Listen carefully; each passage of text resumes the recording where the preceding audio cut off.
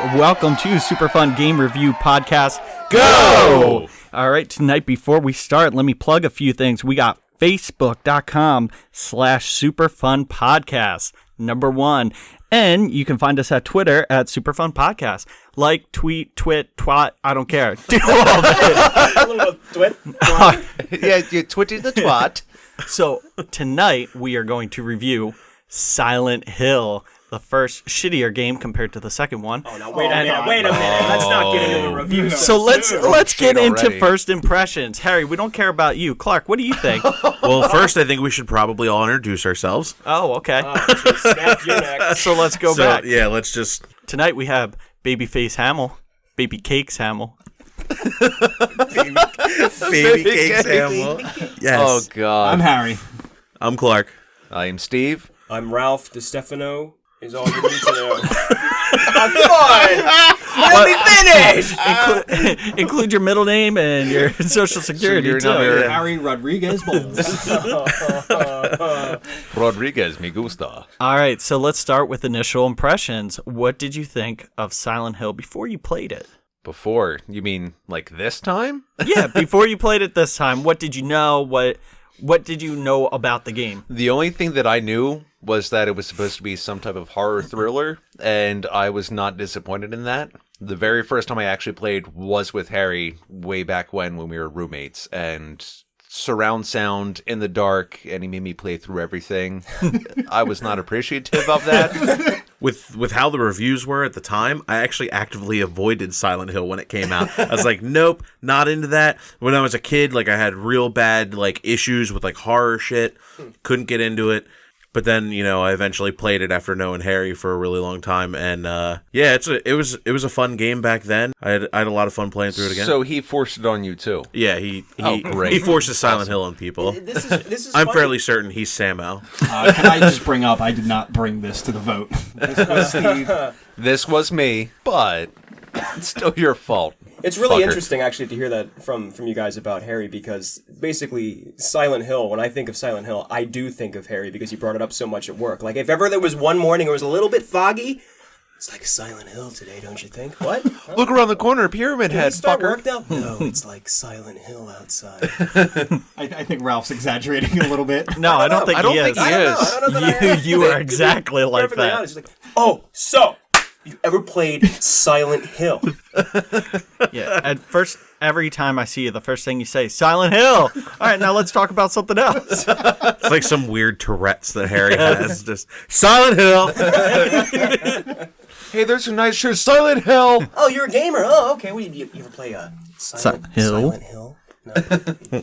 Well, this wasn't my first time playing it either. I played this when it first came out. I rented it, played it, beat it in a weekend, and took it back. So this was round 2, 3, 4, 5, something like that. Back when I originally got this game, I got this and Resident Evil 3 at the same time. I was getting scared from both games, so I would literally bounce back and forth between game and game, depending on like what my tolerance for that one particular game was at the time. Because as soon as Nemesis would pop out in 3, whoop, time for Silent Hill.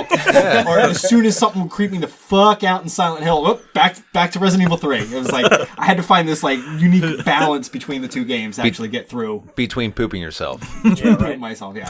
And I would play these late at night by myself. Like, in the dark. Like, it was a poor mistake for young little Harry. Young little Harry, oh, man. Little Harry that had hair. I'm gonna play a great game. I'm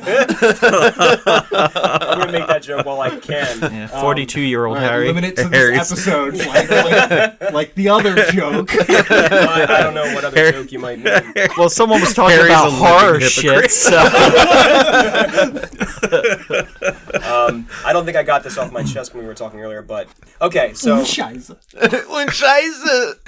German shit. Anyway... Is this enough energy right from the get-go, guys? I think we're good. So, I didn't have a PlayStation when this game came out. I didn't play Silent Hill. I haven't played any of them until, or basically, for this podcast. This is my first experience. I'm a Silent Virgin Hill. So Silent Virgin You're a Hill? Silent Virgin Hill? That sounds like a terrible hill. Silent Virgin Hill is where I was at before this, so. Game development. All right. Well, let's talk about game development, and let's go to Harry for this because, bitch, you should know everything about it down to the programming. I think he's got like 4 or 5 pages of notes over Okay, there. are we ready? Not All just right. on this segment. I do Yeah, no, it's called an If entire you book. want to get past game development, just go to hour 3 at this point because Harry's gonna just go. Skip ahead. So I think the most obvious thing whenever anybody thinks of the game development behind Silent Hill is the fog that's pretty prominent in the game. And I think most people that have any inkling into like the research behind this game have noticed like they did this because they couldn't render the environments past a certain point. And I think that was really important because I think it set a staple for the franchise as a whole. Mm-hmm. And I don't think they realized how iconic that fog in the game was going to be until they did put it in this game. Oh, it set the standard for it, definitely. It did. Yeah. And they even mentioned, like, in further games in the franchise, it's utilized and it's not even necessary at that point. Just brings that atmosphere. Exactly. And I think it's one of the most chilling parts of the Silent Hill series because what is the thing that scares most people is the unknown. I mean, that, I think, above all else. Chainsaws. But no, I think it's a very common factor. People are afraid of the unknown, and by putting this barrier of your vision in the game, I think it creates a sense of fear. Oh, absolutely. I mean, the entire game, whether it's the fog or the darkness, you can only see so far ahead, and then all of a sudden, a random demon baby or monkey man pops out. It's not behind you, Harry. Yeah, so when it comes to the fog itself, I figured we'd talk about that more later, but I definitely really noticed the fog and appreciated just the way that things would slowly come into frame. I mean, of course, you have the sound effect of the white noise, but you could begin to see something coming from whatever direction that it was coming, obviously, and the fog and the darkness, the way they worked exactly the same, and about like half the screen was always obscured. I really learned to appreciate it early on and really like that aspect of the game, even though it's a hindrance. It's kind of funny. Well, it kind of defines it a little bit. Oh, it does, yeah. It really sets the scene. Yes, And yeah, the atmosphere. That's what makes you pee yourself. There's a lot of things in this game that make you pee yourself. This is glad I very was in true. Shrek. Another thing is that's very commonly referenced in this is Centralia, Pennsylvania. Yes, yeah. That's awesome that it's like nearby to us too. It's like something like Yeah, I've so driven it's through it. I've been there. it's a few hours away, but the town and the fog and the idea that like this fog is just coming out of nowhere. In Centralia, if you didn't know, there was a coal fire underneath the town that is still burning today, and there's still smoke that billows out. It's a toxic area. Very few people live there.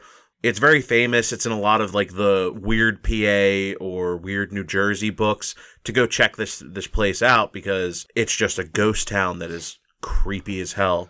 There's just smoke billowing up out of the road and it's like super creepy. I've never been. I always kind of wanted to go, but it would have to be like in broad daylight. And if I heard an air raid siren, I would just shit myself. Oh, we should totally dress up and like walk around. That'd be perfect. I call nurse. Another fun fact. I that don't. is bonus content. Oh, yeah, there you go. No. Nope. Stay tuned, everybody. We're going to the depths of hell. And they were all arrested that day.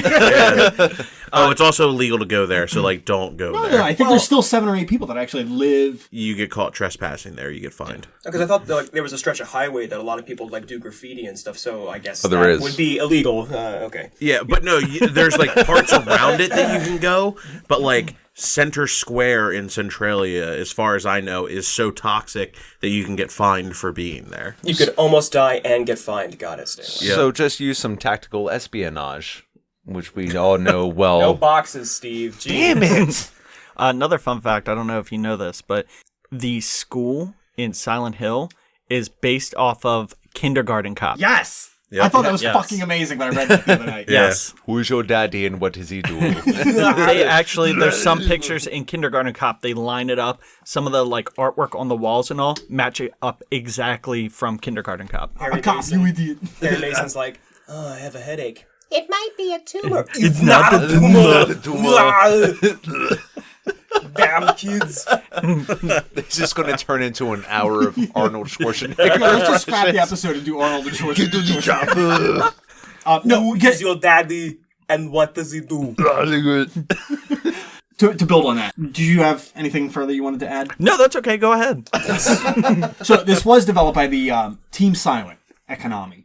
Now, the fun fact I learned about these guys were like the misfits at the company who were borderline getting ready to be fired. And they didn't talk much.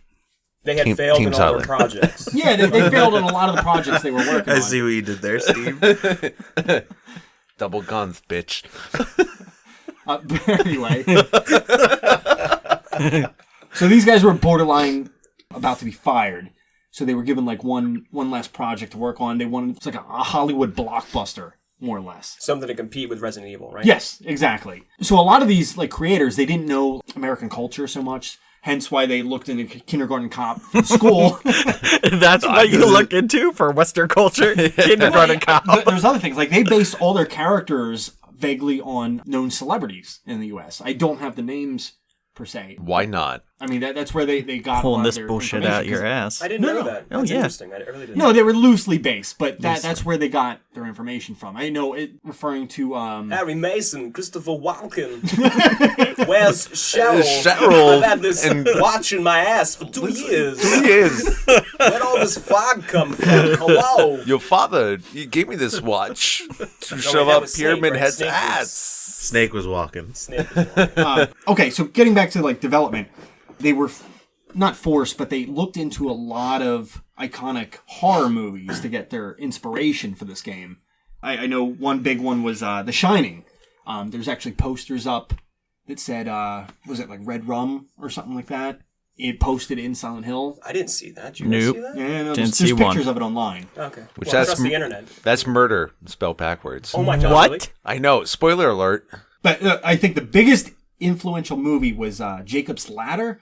I never have seen the movie personally, but it's apparently about somebody who's dying in Vietnam or something like that, and he has all these visions of demons and everything. No He makes shit. ladders. They actually, Is his name Jacob? but they actually like drew a lot of the creature Wow, guys, ideas. you're reaching. They just- Would have Please, to if I I had a would ladder. Is he a ladder baker? Just fucking with you, Hamill. Ladder baker? Ladder Maker. Baker? Oh, Ladder maker. Does he make ladders? But even like some of like the from famous authors and Stephen King? yeah, a pen name he uses as Richard Bachman. There's a street in the Yeah, old yeah. town of Silent Hill. Oh, yeah, It's named Bachman Street. Yeah, but literally every street is an author. Yeah, Yeah. I think Every single one. Like Bradbury was one of the streets. Oh, what else are there? A lot of them are I know. horror I meant to bring authors, the but list tonight, but yeah. all the streets are basically named after like famous horror authors. yeah. Isn't but- Kuntz one? Yeah, Yeah. Kuntz. Yep. Well, If they you also call him an author. well they use some of the same team Literary critic, Hamill. who transcribed this. There is a bit of a crossover between not so much the writers, but who transcribed to make it a little more Americanized, where they also use some of the same people for Final Fantasy VII, and to cross that barrier where some things don't translate as well. The process is called localization. For future reference. Yeah, no, that's Just good. throwing that out there. Localizer. You can actually cut that part if you want, Harry, but Yeah, no, that's localization. The more you learn, because knowledge is power. Yeah. So with the different localizations released for the game, there was heavy restrictions on the enemy design for the children in the school. Because originally, so we got an altered version when we get to the school, but they originally looked like children with knives, and they had real issues with the characters actually walking around with knives, with being children, Like, and that you could kill Killing children. these. Yeah, is essentially killing these children. Which is everything you want to do in Fallout. Yeah, I said it again. Fuck you. And Skyrim. Fuck these kids. But Not- I know there was no, a different that's release bad. for Australia, and a different release for Europe, and a different release for the US. Really? Essentially. The only look that we get of the original, where they're still children, I don't remember if you guys remember in Nowhere, there's like these semi-invisible. The Shadow Yeah. Babies. Yes. Yeah, the Shadow Yeah, Babies. they're were more the- than nowhere. I believe they are the original design of what they were supposed to be. Really? Okay. At the school. Yeah. Instead of the weird, awkward, Yeah, because they don't even have devil a face. babies. Yeah. Yeah, they look Yeah. like sloths with knives. Really. Yeah, they really kind of do. Yeah. True. Except they come at you a lot faster than a sloth would. Yeah. Yeah. So real quickly, Takeyoshi Sato was the man who was... Okay, so he didn't have access to a computer to work on his FMV sequences for the game. So he would stay in the office after everybody else went home for the day to work on the sequences for the game. And he was almost entirely cut from the credits. It wasn't until he brought it to like the board or something and was just like, listen, if you don't include me in the game credits, I'm like walking and here is what I'm taking with me, essentially. So he basically had to force himself into the credits. And he was probably one of the most dedicated employees in development. Hey, well, good for him. No, it was a good thing. Yeah, definitely. Yeah, it says here that he went on to do stuff in Silent Hill 2. I don't know exactly what that was, but he had to use all of his coworkers' computers to render the sequences. So he'd have to wait until everyone was gone and use them all in unison. I don't even know how you would do that, but he would use all these computers in unison to render the scene. Oh, there's ways, and trying to render certain types of video, especially if you're trying to do that, with the technology you have at the time, rendering's a real bitch. It takes a long bit. All right, so the last point I did want to make, and I don't want to get too in depth on this because it deals with the entire franchise, not just this specific game. But Team Silent, like they had such a big success with this title that this actually became like their like number one moneymaker for a while. Really? For Konami. But they were so good at it that later in the franchise, I think after Silent Hill 3 or 4, they had another team come in and take over all the work for Team Silent. Because they were like, oh, we can do the exact same thing you guys did at a cheaper cost. Honestly, in my opinion, I think that's when the franchise started to dip down in quality. I was going to say, what game did Go ahead. Sorry, what game did the They different basically development took team... over after a certain point, just permanently. They didn't. Yeah, but what point? Yeah, but what point? I believe it was game? after either Silent Hill 3 or Silent Hill 4. Is when It would make sense because Silent Hill 4 kind of sucks. Which one is Well, the room? was the That's 4? 4. And That's I'm pretty 4. sure Silent Hill 4 was Silent a Hill totally 4. different game, and they were like, all right, this might not sell as well, so they attached Silent Hill stuff to it and made it a Silent Hill game. Yeah, Yeah. now they make Silent Hill pachinko machines. Yep. Yeah, we don't need to talk about how bad business practices Konami? has with their employees and stuff. It goes without It's a saying. shame. I think this franchise had a lot of potential for the long term, and I think it just really sunk after the first couple games. I mean, I could go on and on about how bad Konami handles IPs and how badly they fucking dicked over Hideo Kojima. We could probably do a whole episode about that. Wait, that's future content, so brace yourselves, kids. Maybe bonus content, who knows? Bonus. All right. Story. So, guys, let's move on to the story. What'd you think about it? Some thoughts, notes. Harry, your book of notes. What you got down there? All right, so when they made Harry as a character... Oh, but you're right here.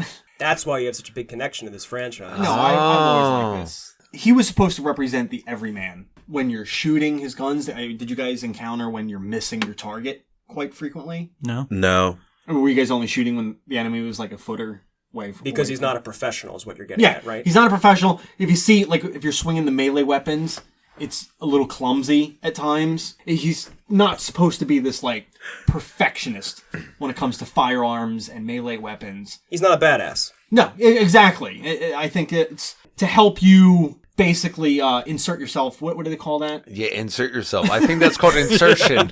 Insertion. But no, I see Immersion. I see where you're. Immersion. I see You where can you're relate going. to the Yeah. character Right. more Yeah. because he's more generic. Colonel, I need to find Cheryl. Oh God. Oh, God. Was I doing that? Yeah, you were doing that. What were you doing? That's Tapping fine. the table. He was immersing himself. No. So, Clark, it looked like you had something to say. Actually, in my playthrough, I just realized this now. You're like, oh, there's like the wonky animations for the melee stuff. Never once. Nah. Didn't use a melee weapon. Nope, guns the whole time. I only used an axe like once or twice, and that was Oh, it. yeah, I used it to break open a lock or two. Yeah. That was it. I tried to use like the lead pipe that you get early on, and I found that it was just completely useless. I never used the knife. Almost exclusively guns. There was one point in nowhere where this nurse wasn't attacking me. She was just like stuck in one of the little grates that I was walking over, and I was like, "Come on, move, get out! I don't want to waste any ammo on you. I knew I'm gonna need it for the boss." I was like, "Fine." So I went into my inventory and I pulled out the axe and was like, hack, hack, hack, hack, hack, hack, hack, and then she fell, and I was like, "Okay, this is why I stick to the guns in the game." Pretty because much, the melee yeah. weapons don't really seem to do much. No. So when I start playing it and knowing the story before, And there were some things that kind of, in the end, made me think, okay, I'm really off base with this. But when I first start playing it, and Clark, I told you this, I had a feeling that Harry was a terrible person. I know, we all know that already. No, Harry is a terrible person. Not our Harry, but Harry Mason. Because at first, there were a couple things going on. Well, we know he's a bad driver. I mean, come on. Well, I Wait, which one? The one that hit 2 deers or the one that crashed into Silent Hill? Oh, that's a good point. Not the real Harry. This is going to make it so much more confusing, but so much more fun. I can't say. But no, like you start the game and the doors open, you wrecked, and where's Cheryl? I don't know what happened. Yeah, you're looking for this little girl who he keeps, when he's talking to people, he doesn't say... No. At first, until halfway through the game, he doesn't mention it's his daughter. No shit. He does not say my daughter. Every time he goes, have you seen a little girl? And he's chasing this little girl through a town and is just looking for her, who's obviously trying to flee from this man. I honestly thought... Wait. Okay, so you're saying that that Harry's a rapist or something? He's yes. trying to find this little girl. That is legitimately what he was thinking for the first part of it when he replayed it. Even think about this: when you're in the evil school and the rotary phone, which is hilarious now, it rings. You pick it up and she says, "Daddy, can you help me? Daddy, help me!" And he goes, "Cheryl," and she hangs up immediately because she didn't get her dad; she got somebody who's chasing her. And from that point in the game, he refers to her as his daughter, or no? No, it's not until later where he's like, at one point, you do find something that says, I gave this to her on her 5th birthday, which still doesn't say it's his daughter. It could have been somebody he knew. Later, he says, yeah, we found her on the side of the road. And then we just took her in from there. That's how I found all my babies. I thought maybe it was possible, because I knew the story from the beginning. Let me find something that gets rid of this. And up until halfway to 3/4 through the game, that theory could be in place. And then after that, they totally take it down with burn victim. We used her for breeding the Samael. All that. Samael. Well, we all kind of changed. Fuck, what's that in the corner? Yeah. To build on your Hey, does point, anyone see that symbol on my wall? Satan? To build on your point, though, real quick, Hamill, looking up this game, I do notice that there are a lot of interpretations of this game, and I think when they created this game, they left certain details vague to basically bring to the table a lot of different interpretations of this game. Right. Well, I don't think there's any wrong one out there. I think they specifically left certain details out of the game, so you can kind of just make it your own story, more or less, as you play through. It's almost like Hitchcock in the way that your mind fills in the blanks. Like in the shower scene in Psycho, you never see the blade go into Janet. Is it Janet Leigh or whatever? Whoever it is. Jenna Jameson, yeah. No, not Jenna Jameson. God damn it! You always see it go into Jenna Jameson. Damn Come it, on now. Damn! Feature to the punch, Just a motherfucker. second closer. Just a second always quicker than me. Getting meat stabbed. Meat stab. Meat stabbed. I'm talking about Hitchcock, and you're talking about Jenna Jameson. I'm My just talking God. about cock, no hitch. Oh, it's throbby. Just Also, broke my pen. good job. Harry got real excited. Real excited. Anyway. Big Jenna Jameson fan. Another thing. If you're listening, Harry wants you. Yeah, this is how we reach out to him. Making a podcast, I went through all this work. Please! Whoa. Podcast. That's desperation. I'm man. going to cut that. How did we get here? No, you can't cut this That's now. amazing. This is gold. How did we get to this point? Harry's right, Dick so- Make-A-Wish Foundation.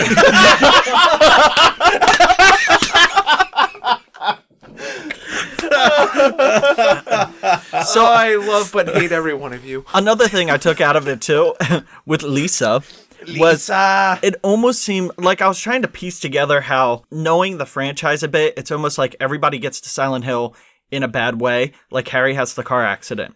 Lisa gets beat over the head. From what she described, she was hit, went unconscious. So I'm assuming somebody beat her to death.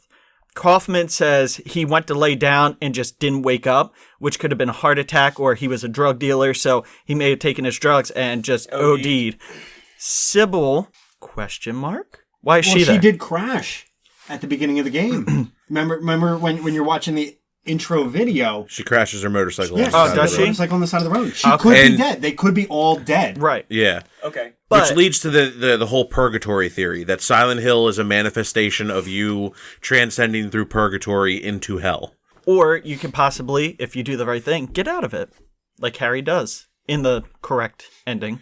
Yeah. Let's real quick, like while we're on story, what endings did everyone get? Fuck you ending, Clark. That's what. The fuck you ending? What ending? Was it another did you get, Meryl Hamill? situation here, Hamill? I got bad plus. Bad plus. Yeah. God, you let Meryl die again, didn't you? No, I saved Sybil, Again. but I didn't look up the Let drive. Meryl die again. Let Sybil die.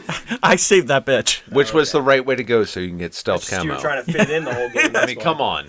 Bandana, fuck that. Another way, I got good minus. I got good plus, but I used a spoiler-free guide. To be perfectly honest. So I got good plus, but this was like the 7th or 8th time I played through this game. This month? I've seen every single ending except the UFO ending at this point. I was Wait. about to ask that. Have you ever seen that, What does period? that take? I'm surprised you didn't go for the UFO Well, I ending played this with a time. blank file. You have to, I think, unlock that Yeah. item to achieve the UFO ending on the Yeah, second play. Right. What's Yeah, the you item? can't in go through New the Fears first Channeling plus. stone. Channeling You stuff. have Yeah. to basically stand at certain points in the game Yeah. to use this item, and then you'll basically see a little cutscene of a UFO, and if you get all of them, it unlocks an alternate ending. I think Or there's you can about... just go to YouTube and watch it. There's I like- did. By the way, I got There's good like 4 or plus. 5. Oh. Good for you. Yeah. Okay, I got good, Good plus for you. too. Yeah, just like Metal Gear Solid, good plus is the only way to go. Yes. Yeah, but that's It's the correct way. no, the correct it's way. not the canon way. Sybil Good lives. minus. No, Sybil always lives. actually dies in the Alright, main alright, storyline. alright. Yeah, that is the So canonical. good minus, dick. If we're still on story, I'd like to say a couple things that. Yeah, no, Oh, yeah. I actually have a lot more to go. Same. All right, sure. I think we're gonna be on this. I want to say that I didn't know anything about the story going in. Like I said, I used a guide, but it was spoiler free, so I was open to my own interpretation, and I got little hints of when I should go to which rooms and do which things to get more of the story. But early on, just because Harry would essentially black out and then wake up somewhere else, I was always questioning if this whole thing was going on in his mind. Like, if this was going to lead to him being, like, in an insane asylum, like, at the end of the game, he's just in a straitjacket, like, screaming or something. Because it seemed so disjointed. And it's like, oh, we're here now, and we're there, and we're here, and we're now. And it's like, wait a minute. How is any of this possible? Is it all in his mind? I mean, eventually we find out that it's not, unless you want to interpret the game that way. Well, there's actually one of the endings is him dead in the car wreck. Yeah, bad minus. And then Yeah. everything was all basically a dream right before he dies. Okay. Yeah. Like a fever, like a fever dream almost. Just to from kind the- of from- fill you in, where that is one, type of interpretation that you can take, and it's like, what is actually happening, and then you just see him dead.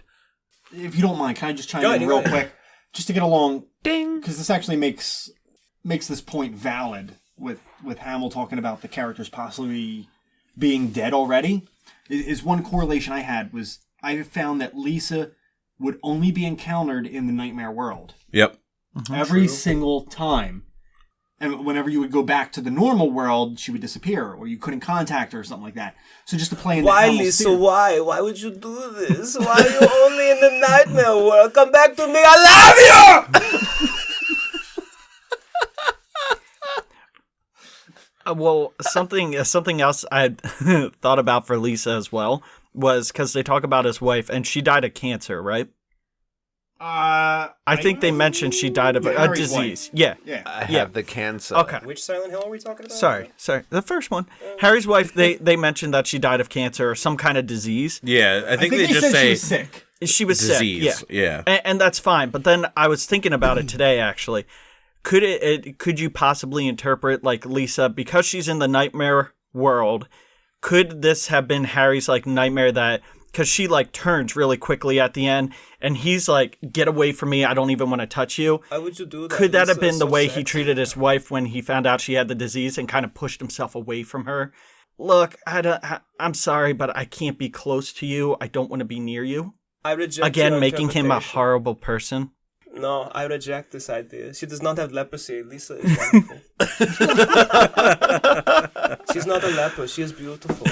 She's my future wife. But Mark. So To totally derail your train of thought. Tell me why Sal joined our podcast for a second there. Absolutely, I love podcasts. now let's just assume for a moment that the plot is as you would take it, without like too much interpretation. Why did the demon give Harry the baby at the end of the game? It was because maybe there was some link still there. It saw this guidance. Was he the only person that it trusted to take? Well, what is a baby? I Hold on. Sorry, Hamill. I didn't mean to. What is a baby? Like, So It's a a baby vessel. is made. So when a When man loves a two- woman, Jesus Christ.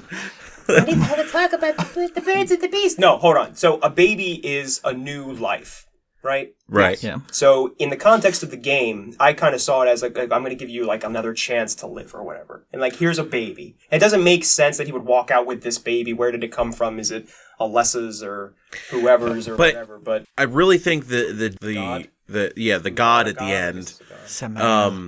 I think it entrusts Harry because he took Cheryl in the first place and cared for her. He wasn't trying to found rape her, her, Hamill. wasn't mean to her, took her in, helped raise her, and then brought her back for all of these events. Now, whether it was consciously brought her back or weird twist of fate, but they've, in the grand scheme of Silent Hill, they have shown that Silent Hill actually not only has a grasp and does weird things in Silent Hill, but anyone that enters or anyone that has exited Silent Hill can be called back for any twist of fate for any reason. As we see in 3 when Harry Mason shows up in Silent Hill again. And okay, well, I've only played the first one, so everything that involved with the story, I'm just interpreting from this game. I know Right. I know a couple And that's things about fine. the sequels. most but I games don't- are standalone. Right. Although 1 and 3 are directly linked. Yes. With 3, not to get into any spoilers, but the baby you take at the end of 3, you play as that character in Silent Hill 3. And I guess that's Yeah. why I interpret the ending differently. And I think honestly, the reason why the demon gave the baby, like Clark was saying, Harry was able to take Cheryl, raise her, and get to a certain point. Probably the demon was trying to say, okay, I need time to get back and kind of start again. And the creators were like, we can open this up for a sequel. And so they gave the baby so they could pull a 3. But instead, they're like, all right, let's do another standalone. So that way there's more time in between so that she could be a teenager or whatever. And then they went back to the idea and said, okay, now she's going to be so-and-so. And they went on with it. I think it was half for a sequel, half in the story the demon has to retry to get as powerful as it was. I'll call it development. And a development in one way or another. Whether it's a story which already standalone this game, it has story, it has substance, which is great. But why not just leave where it's like, oh, the end? Question mark? It pretty much just kind of leaves it open like all over. What? I love Yeah. that Steve's ready for a break already. Yeah. No, Oh, you're holding a cigarette. no, Yeah, all yeah. right, fine. Fuck me out for my vices, so I'm just sitting here with an unlit cigarette. Maybe you should switch to vape. You can do it while we're talking. Now, if you No, don't mind, no. No, You're good. that picks up, and it's no. I'm not going to do it that. doesn't have to be for a while, but at some point I would like to play through 3 with you guys just so we can finish this whole storyline. Maybe after the Superior game 2, we can do that. But I looked into 2 a little bit. I assumed that was Harry Mason again because the character model was so similar. looks a lot like James him. Sutherland. Yeah. Oh, that's so adorable. Oh my God, now they're that was touching cute. each other. Why are you guys making out? Why not? Hand check. Hand check. Hey, you know what? A little Yeah. little less Ew. tongue. Why'd you have to use the word smush? Like, Because it perfectly... No, it didn't. It didn't encapsulate anything. I think it's it wonderful mushed when them you're together. walking around. it encapsulated everything. They're docking right now. It's Yes, Chris, adorable. did it, motherfucker. Oh, cringe. They cross the street. So much cringe. Real quick, couple other things I want to talk about. Actually, just 1 or 2 other points. Which would be 10. a couple, because a couple is That 2. would be One. a couple, Good thank you. job. 2, 10. Now, I know they did Somebody rub elaborate his head. on the cult in the movie a little bit. Yeah. But movie aside... What are we talking about? We're talking about the game, No, guys. I'm just- Come on. This isn't I don't know about movie. the movie. I don't know about the sequels. I don't know Silent Hills is purgatory, and they fleshed all this out later. I played one game where it's foggy and fucking weird. That's what I played. The movie's just about as long as this game, too. So My anyway, playthrough was about 6 hours long. It's about a 3-hour movie. No, it's not. Yeah, it's how are like those two and a half. No, we're not going to get into this about the Yeah, we're not hours, going to 6 debate hours. about the movie. The and superior movie. I'm just saying. Although we could. As Did a Sean Bean die? Not in that one. Yeah, not What? that one. Breaks all the rules of nature. Actually, no, Sean no. Bean doesn't die. He doesn't. Not in the second one either. Technically, he does. No, he doesn't. Yeah, they kill him, and then he realizes it's a dream. I don't have any So idea technically, he did die in a dream. Stays. I thought I wish they really would have added on with the game to really build the backstory more. They left out a lot of details on the cult and like the religion behind. Like, what was their purpose for trying to resurrect this god? How did it come to this point in the first place? Who are all the members? Like, who organized all this? You know, like, I wish they would put those details into the game. Catholicism. So, yeah. They were trying to Why do resurrect we have Jesus Christ. 50,000 Muslim subscribers? He has a lot of subscribers. But I mean, I lost what I was going to say. so I assume there were welcome. only 5 members of the cult: Dahlia, Kaufman, and then the 3 other people who were standing around the table. The one very Japanese voiced. Now, there were a lot of human bodies strung up throughout the game, though. Yeah. Which makes me to believe, not trying to get in the movie or anything, but I think they were captured by the demons of this world, strung up as Sacrifice their own- almost. Their prey, more or less. Like, sorry, did you have a point? Yeah. So how I've always like interpreted like what that cult is I honestly think they wanted to bring the demon just to end it, just to stop. I think they were so tortured living in Silent Hill. Dahlia, for as much of a piece of shit as she is in this fucking game, I think she just wanted to end it. She had to raise a child to be sacrificed. She burned her child alive to bring this god around. And I think it was just to end Silent Hill. I think they didn't care whatever way it was, whether it was bring a fucking demon out or try to burn the whole fucking thing down. I think they just wanted to end it. And that was kind of sad when Cheryl was like, or Alessa was like, "But mommy, I just want to be with you," and she's like, "Nah, bitch, you get sacrificed." That Yeah. was so sad. That was very dark. It was a It super was. fu- The whole What game kind is of dark. mother Yeah. would do that to their own child? Game of Thrones all over Hopefully again. yours. Just saying. Leave Harry's mom alone. She's a nice lady. Yeah, she is. Not like that, you dirty Why do you say it fuck. like No, she's so nice. Hey, Linda. Hey, Mrs. Bowles. No, I do think that was one. I kind of Relating- like that interpretation, Clark. Just gonna But throw that relating out to there. the characters, I Thank think you. that's difficult to relate to. Like, there wasn't any conflict there. It was just like a super egotistical mother who wanted to just kill her child for this greater purpose. I think any realistic parent would have maybe conflict over that, or like just show a different side to Dahlia to make you want to relate to that character more, instead of just this person who just wants to absolutely have nothing to do with the child and just sacrifice it to their cause. Do they ever Kill go into the babies. father? Like, okay, so at the very end of the game, when after she's shot, she says to Kaufman, remember, it's like, your part in this is already done. Like, I kind of interpreted that as him being the father, even though Yeah. that makes no I've sense. the seed. always thought that too, that Yeah. Kaufman was Yeah, Kaufman. Alessa's That father. has never crossed my mind, but Yeah. it makes a lot of sense Yeah. that you're bringing it up. I do have a question because obviously I missed this part with the bad plus ending. What is up with the White Dahlia? What's going on with the drug Kaufman's doing? Like, what is the purpose of that storyline? The Where's it at? Aglaophatus, more or less? I the, guess. The red liquid in the vial is what you're referring to. No, you literally find drugs in a safe. That's what they use to keep all of the cult members like semi-sedated. The way the cult operates is through these drugs. That's how they kind of like fund themselves. I mean, Lisa is a drug addict. Kaufman threatens to take the drugs away from Lisa, Lisa, and that's no. what keeps her in Silent Hill You don't initially. need any drugs, Lisa. You just need me. And I really think that their whole gambit is to get people addicted to these drugs, but it is like a completely one-of-a-kind thing that if you don't stay in Silent Hill, you're not going to get this drug. And who knows, if you don't have it for a long time, it might kill you. Like, the withdrawal might kill you. True. And that might be what happened to Lisa, That could because be, yeah. it was all locked away, and it was all hidden, and Lisa is there only in the nightmare, experiencing all these crazy fucking things with no drug to maybe take her back out. And I know they wanted to make the drugs a big part of the storyline, because that first scene when you're talking to Sybil at the restaurant, she brings it up, like, oh, we've been working on this case for a year, but we don't have any leads. We're not getting anywhere with this case. Drink the Kool-Aid. Drink the Kool-Aid? Yeah. No, like all Jim cults. Jones, Drink the Kool-Aid. Jim Jones, exactly the same thing. You want American culture? Well, there's a big thing in American culture. True. Drink it up. So, last point that I wanted to make. What, as a whole, what characters did you like? What characters did you not like? What characters do you think should have been fleshed out more? Flesh it. I think they should have fleshed out Harry more. Think so?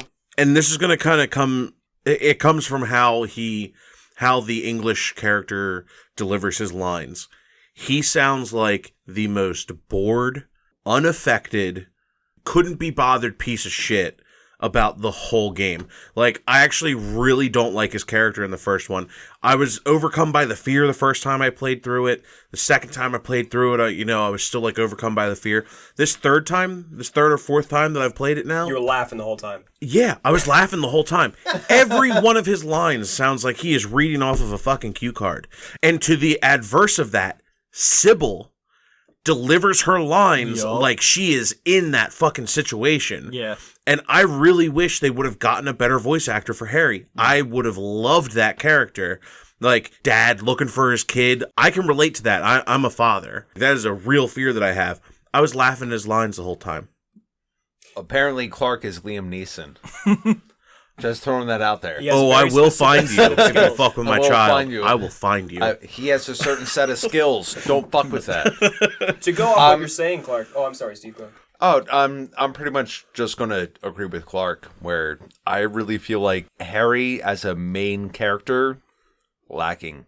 I didn't really feel it. I felt like there was a lot more passion that was put into other characters, and he just kind of had this monotone, straight course that he was going through. I'd have to agree when it comes to Harry. I kind of thought that some of it was just funny. Now, I'm sort of taking this game in the same era as the first Resident Evil.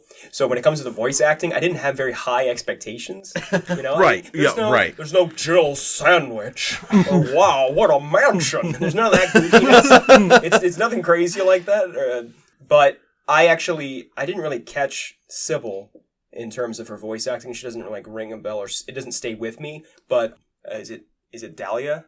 Dahlia. The older lady? The old lady. I felt like she is the only voice actor who is actually doing something. She was awesome. I will agree with that. Dahlia was real good. And I don't know if that was a choice. They were like, okay, this character is really important to the story. She has to be good. Harry can be the everyman or whatever. I mean, I can't imagine, let's say that they're all... I know they don't do voice acting in the same time or in the same room, but if they're all there in the same room, it really felt like if there was a director, that actress was accepting direction and Harry was off, I don't know, smoking something. I don't know. He's not even there. You know what, too, actually? Kaufman, now that I really think about it... It's Volgan, isn't it? Same voice actor as Volgan? I'm not sure about that. I listened to it a little bit and thought it sounded like... Kaufman sounds like a guy doing a voice. I don't think that's his natural voice. For Harry... Absolutely. Harry was just monotone the entire time. Lisa, have you seen my daughter? I'm so glad you're here. She has dark hair. I think she's 7. She's about 7 years old. Is she about 7 years old or is she 7 years old? Come on, Harry. I found a silver medallion. Put it in puzzle. Harry do good. Oh, and also, Harry always treated everything like a question. A radio? The radio? The radio? What is that sound? Coming from the radio. It was bad voice acting for Harry's part. I don't actually, honestly, I don't know if I could have changed the voice acting to the original Japanese. That's actually something I might look into. But I'd actually be more interested to see if there's emotion in that than what it was. I would have to agree that Sybil... Shogun! Okay. I really... So did so many people, you dick. I really did enjoy Sybil's voice acting. Dahlia was okay. Lisa was... Kaufman, I really liked his voice acting because he was a dick and he sounded like a dick. The only problem was Harry sounded exactly like him to me. I have to And strongly disagree with that point. I looked away from the screen, and when they were talking, I had to look back to see who was actually talking, because their voices just sounded too similar to me. Getting aside from the voice acting, though, like the characters as a whole, I thought some of them were plain. Didn't care for Dahlia so much. I thought Kaufman probably could have been written out of the script, more or less. When it comes to Lisa, though, like that's a character I actually felt like an emotional attachment to, and I actually felt really bad for like the circumstances leading up to her death. When I first played the game, like when I played the game with you, I felt the same way. I was like, oh, I feel really bad for Lisa. Having actually like really got into the story and like really kind of started like learning about her character, she's kind of a piece of shit. I think she's just a drug addict, because that's what she is in the game. She's a drug addict, and the only reason that she took care of Alessa is for drugs. That's the only reason she stayed to take care of Alessa. Yeah, But because she didn't want to do it. Yeah, she I kept read saying that. she didn't want to stay and help Alyssa. I read her just- diary, And yeah. yeah, but then the reason why I she stayed understand is her. for I drugs. understand what she went through. Yeah, but the reason that she stayed was for the drugs. I never made that connection. I must have missed something. It's in her journal. Is it? Yeah. Yeah, it's after she bleeds out. Right. Then you go back and... Yeah, yep. I had one more thing. Yeah, go for it, man. They actually say towards the beginning that Silent Hill is supposed to be a resort city. Oh, yeah. They did. Like, Centralia is totally a resort city. We Well, came here knowing- for vacation.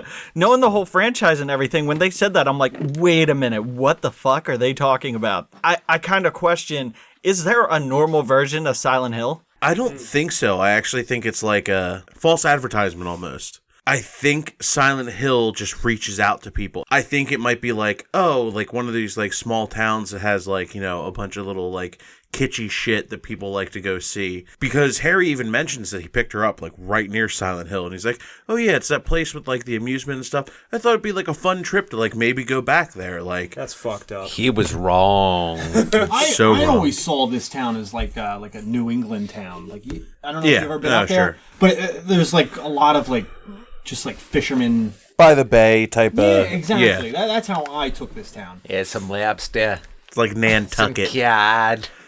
Get in the camera. Are you or are you not a knock? Those goofy outtakes at the end, whoo, was I in stitches. Oh, with the CG. CG outtakes? Oh, CG outtakes where they're like, Lisa's delivering a line and then she starts cracking up. I'm like, that never happened. Oh yeah, I love those. Like it's so great.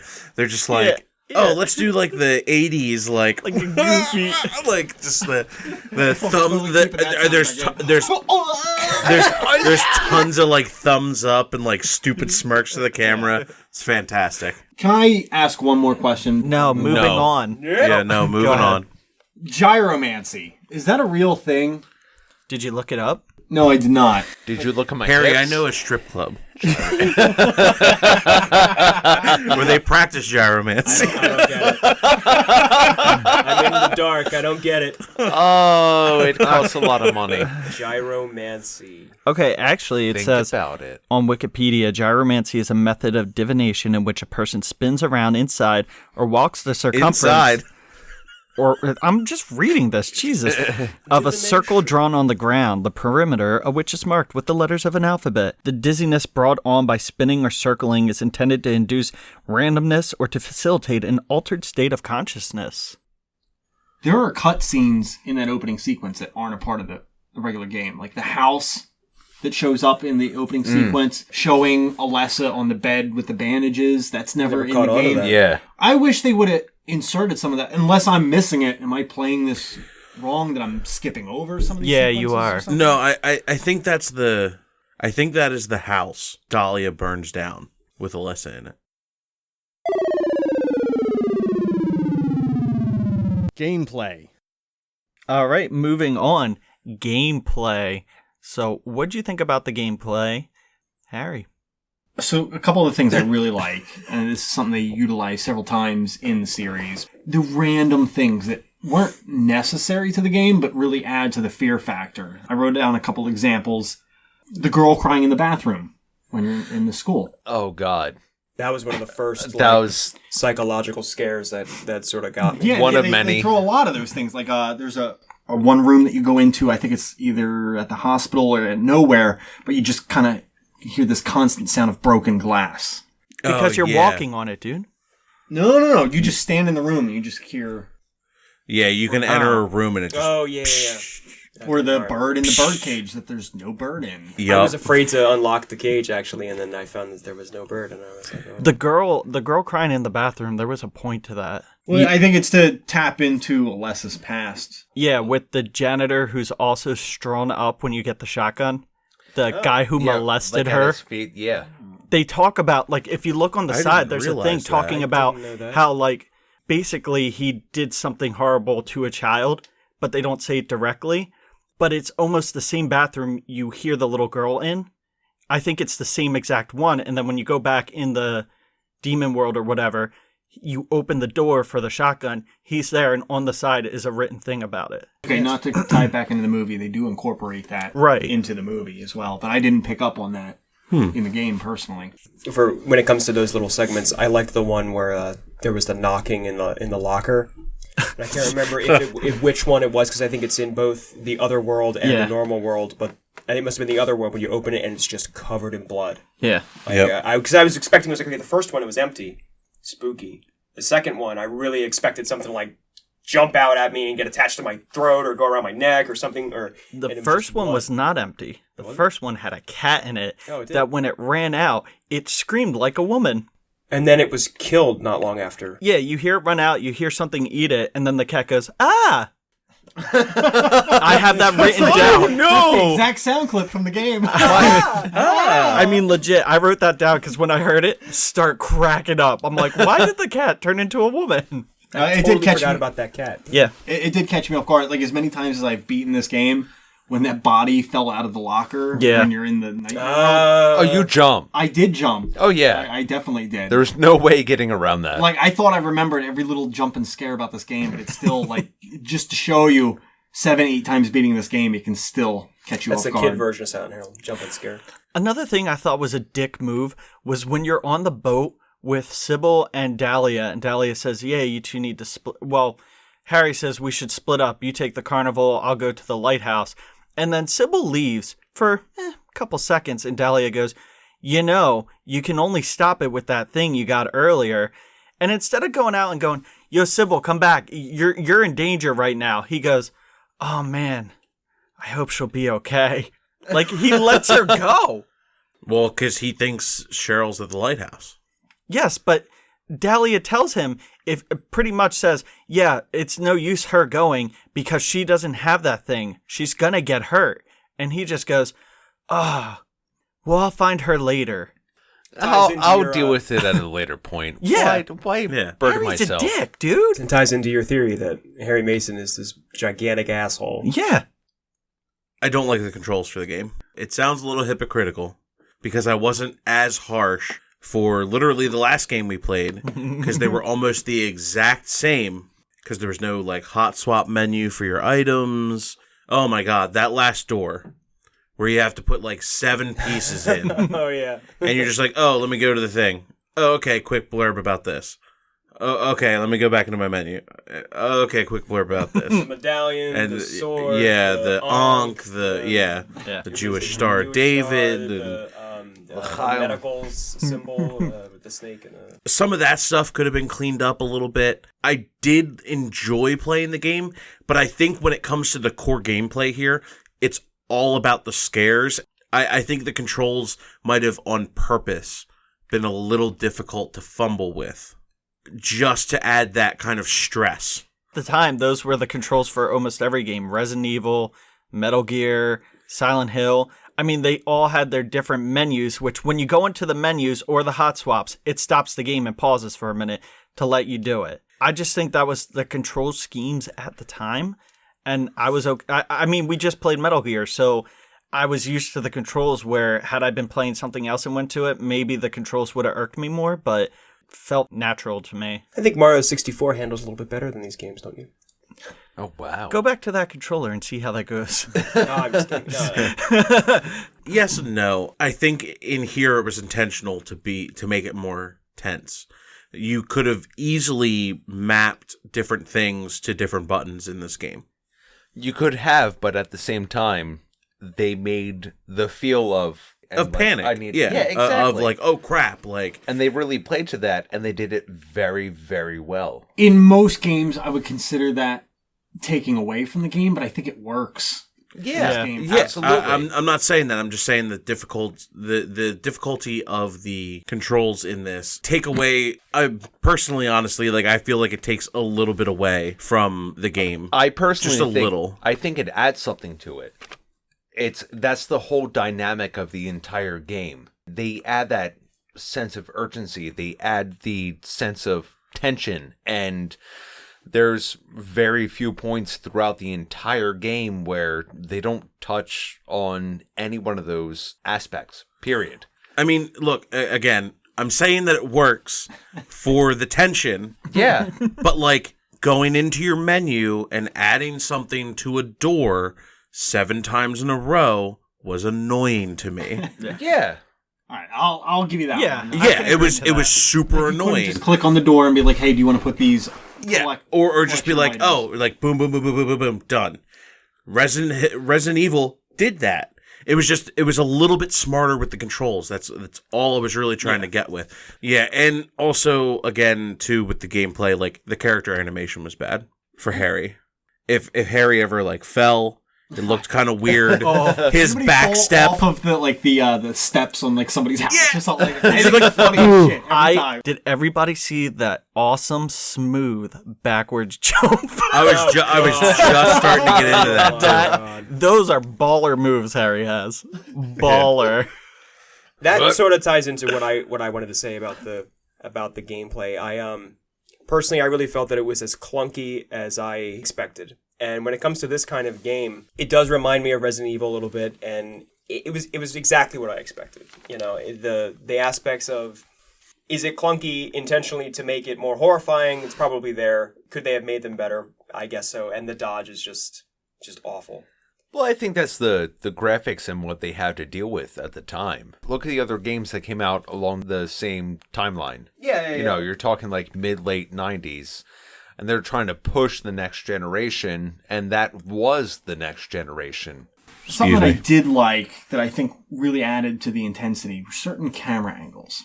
Yes. Oh, God, yeah. Oh yeah. I like that opening sequence when you're running down that alleyway for that first cutscene where Maybe you we need turns. to talk about that opening sequence a little bit, because it's pretty...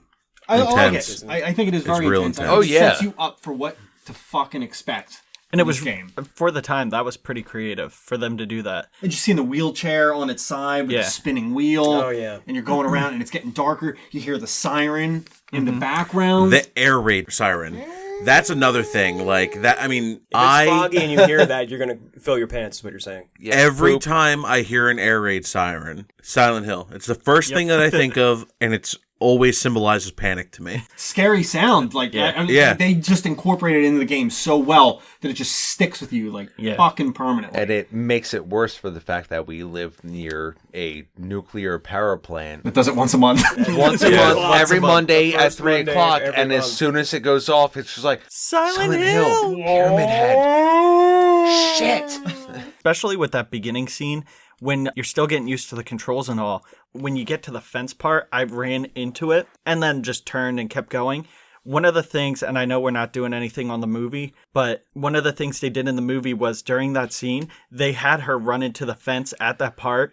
And I kind of was like, Oh, yeah. it was almost like, oh shit, her controls are as fucked up as ours. This is awesome.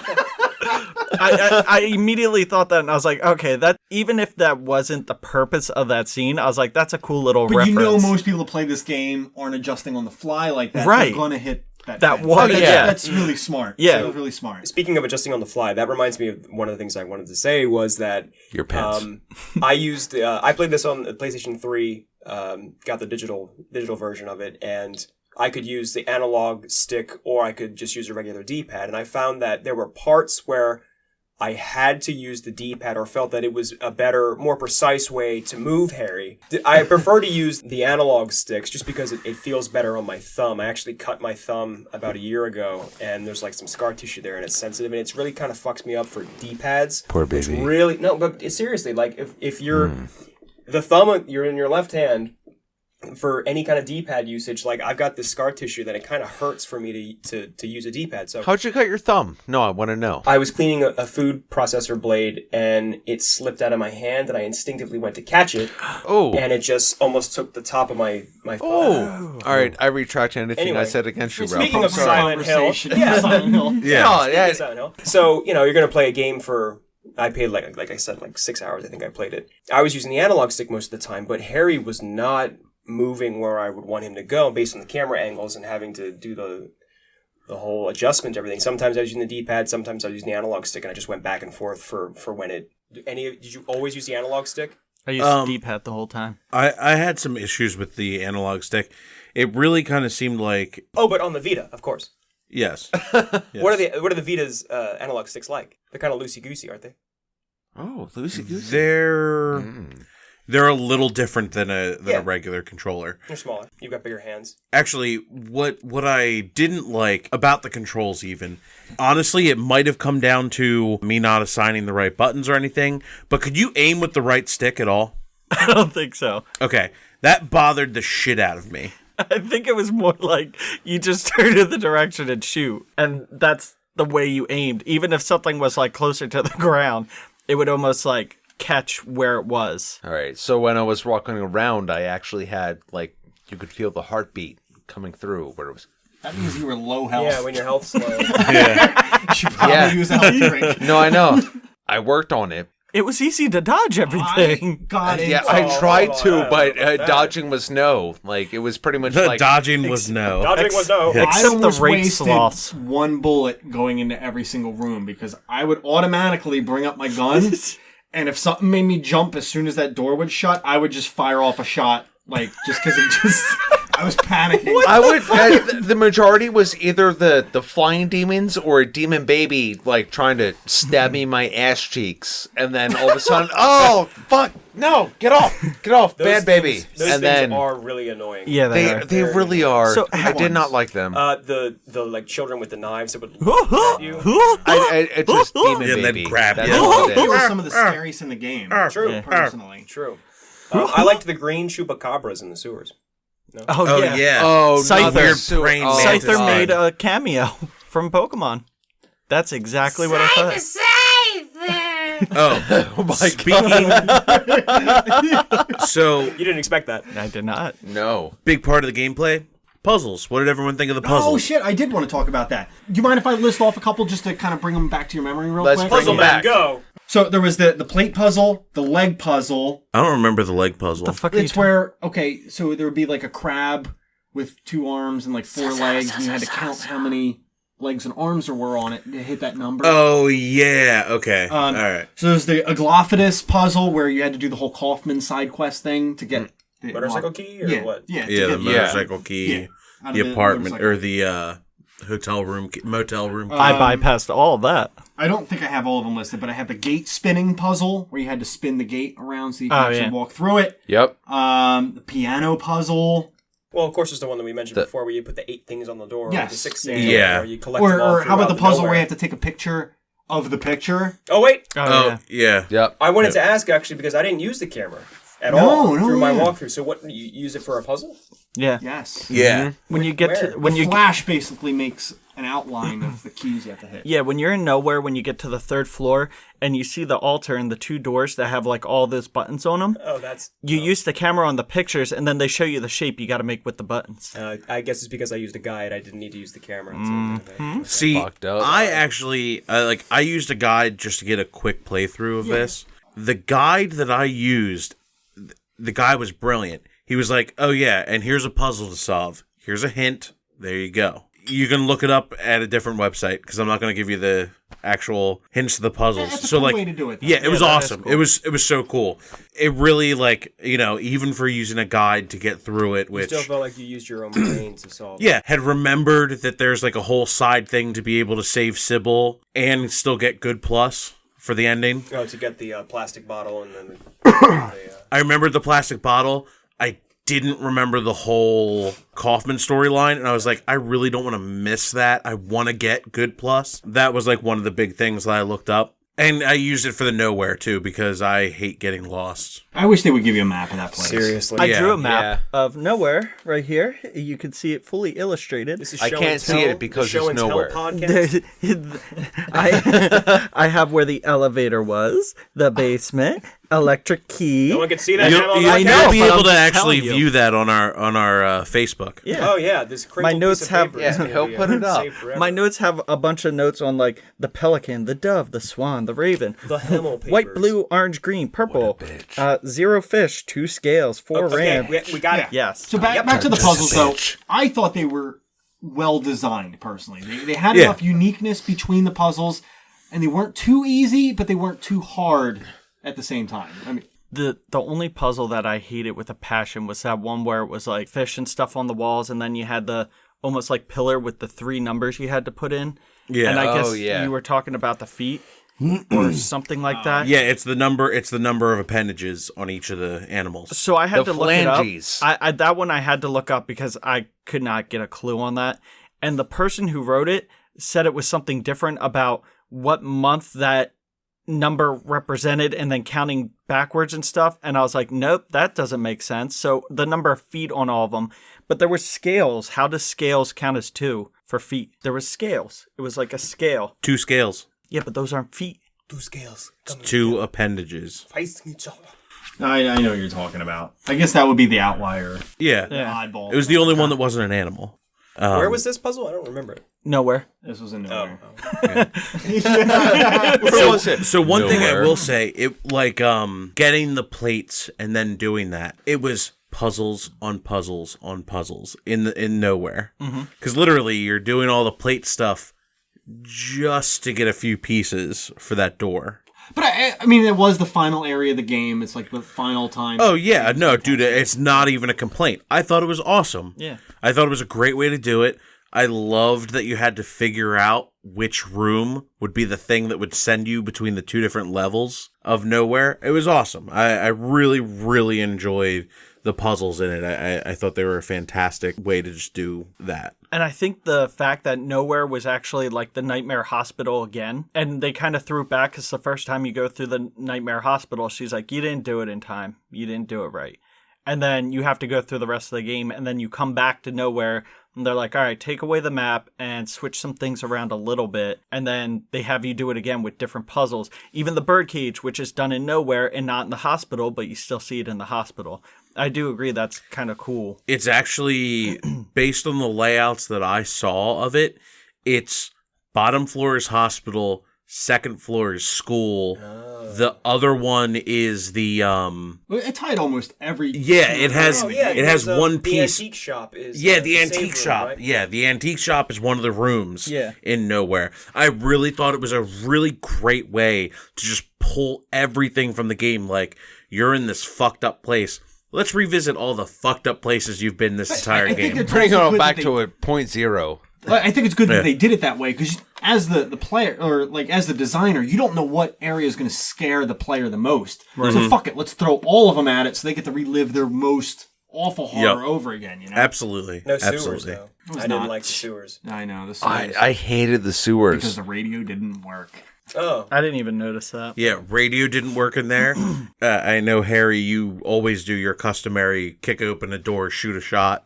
Yeah. But would you every once in a while, while you're in the sewers, like walk a few paces, quick aim to see if he was aiming up at the ceiling, Well, I used shoot him off the? I used L2 a lot because it kind of gives you a wider scope. So it'd be like constantly panning back Yeah. and forth looking. And I've gotten used to the enemies. There would be like a little white dot near the ceiling when like an enemy is coming out. Yep. I wasn't letting those really- fuckers catch me off guard. I think we talked about it already, but I really did love the way you could begin to see something coming, like graphically. Like you would begin to see the outline of an enemy, either with the fog or yeah. the night. And I'm just that point where everything's black or gray, and then you slowly see them start to come in. Totally horrifying. I will say, playing through again, The most hated part, hated but liked, is when we dropped into the sewer and I stood there as soon as we went through and I did not want to go forward any little bit. By that point, I had already pretty much subsided to the fact that this game is just scaring the crap out of me. Dropping into the sewer and having to move forward and hearing like the static, no dice. I don't want it. I want nothing to do with that. The rest of the game, I'll take that. But for some reason, the sewer sticks out my mind. What was everyone's least favorite enemy? Least favorite as in scared, or least favorite as in I don't want to deal with you anymore? Or both? Not scary, I guess. I mean, like, I don't want to deal Annoying? with you more. Oh, the cockroaches. I fucking hated the cockroaches. They were fucking annoying as shit. Okay. I'll tell you, to be honest, the enemy that caught me the most off guard was also a harmless enemy, was those invisible babies in the school. Those fuckers would sneak up on me every single time. And you're just walking, looking for that enemy, and then all of a sudden you just hear a squeak, and you're like, fuck! Oh, yeah. Oh, I'm right on top of it. Like, But they don't hurt you. they don't hurt you, Right. but they still, like, whenever you hear that radio go off, you think the worst every single time. Right. And I don't know, it just, they catch you off guard quite a bit. Speaking of the radio, just a quick side note. What you would always describe the game to me as the white noise is when you saw an enemy coming in Silent Hill. And I know that that's a game mechanic. But to me, the sound that they used isn't, when I think of white noise, I think of like a television that's not plugged in the cable and it just that kind of thing. In Silent Hill, in the game, it seemed more like an alarm to me. It was like, oh, but yeah. like it had like a Something's had like a right tone here. to it. Like I it wasn't what I expected in that regard, and after a while it started to get annoying, honestly. For me anyway. You could turn the radio off. Yeah, you could. I guess you could. But then so you wouldn't know, well, I never tried it. You wouldn't know when an enemy is coming. So it wasn't something that I was like, oh, I really want to turn this off. It was like, okay, it's necessary for the game, but to me I expected white noise as my interpretation of white noise, not the alarm sound that we got. But back to annoying enemies.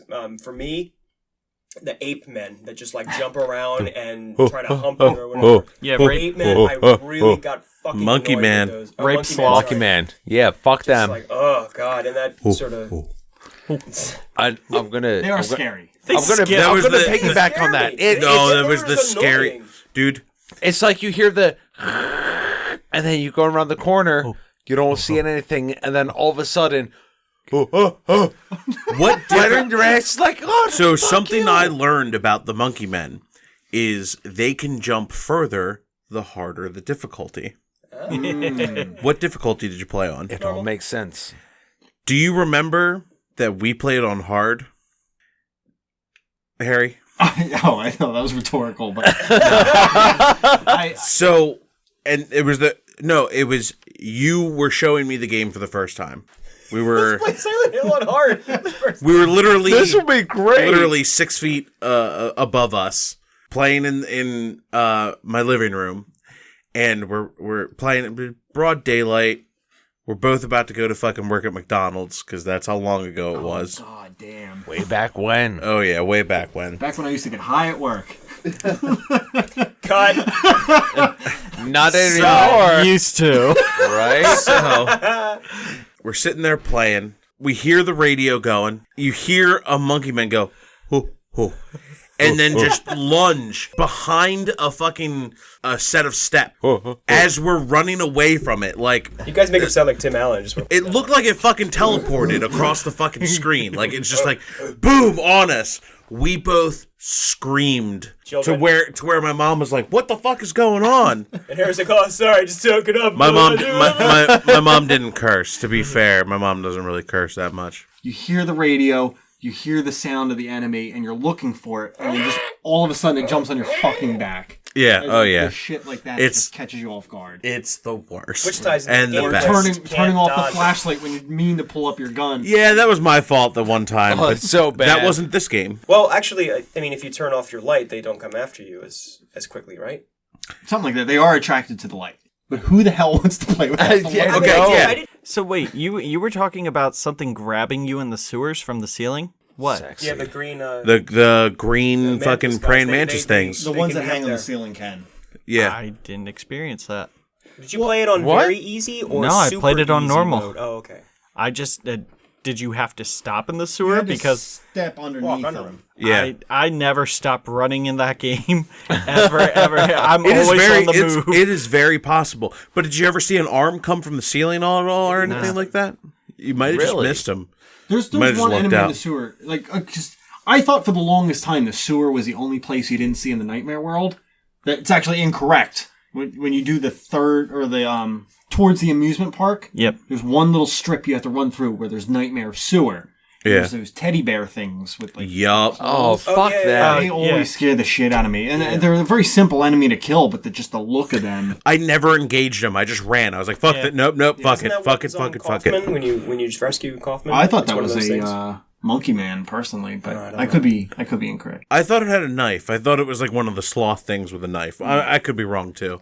I kind of forget. It might have been a monkey man though, actually. Should we all have a Tim Allen moment?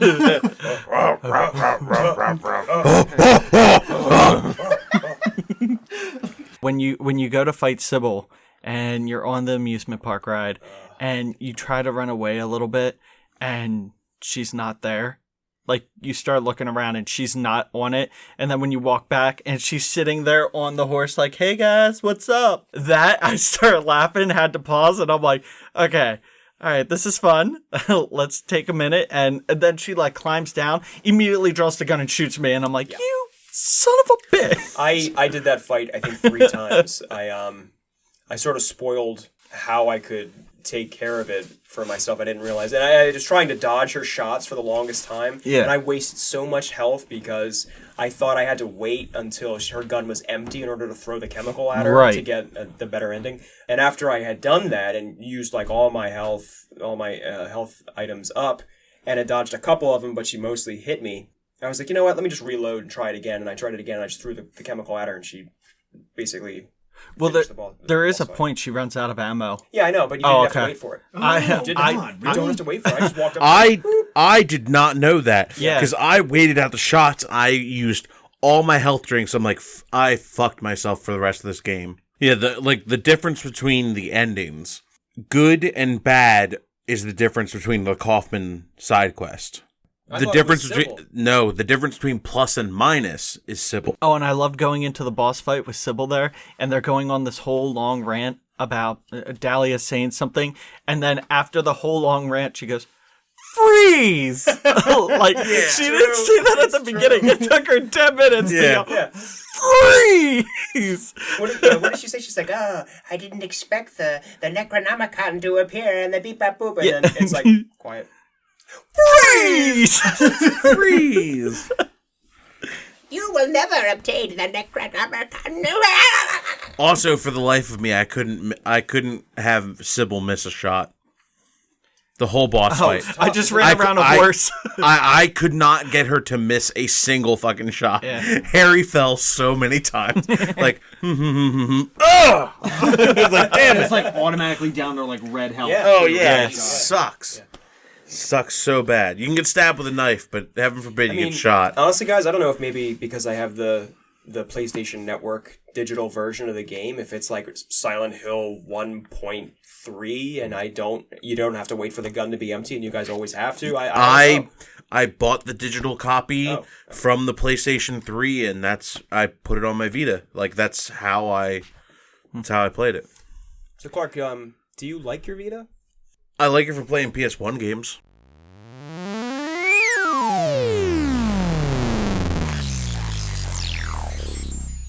Graphics.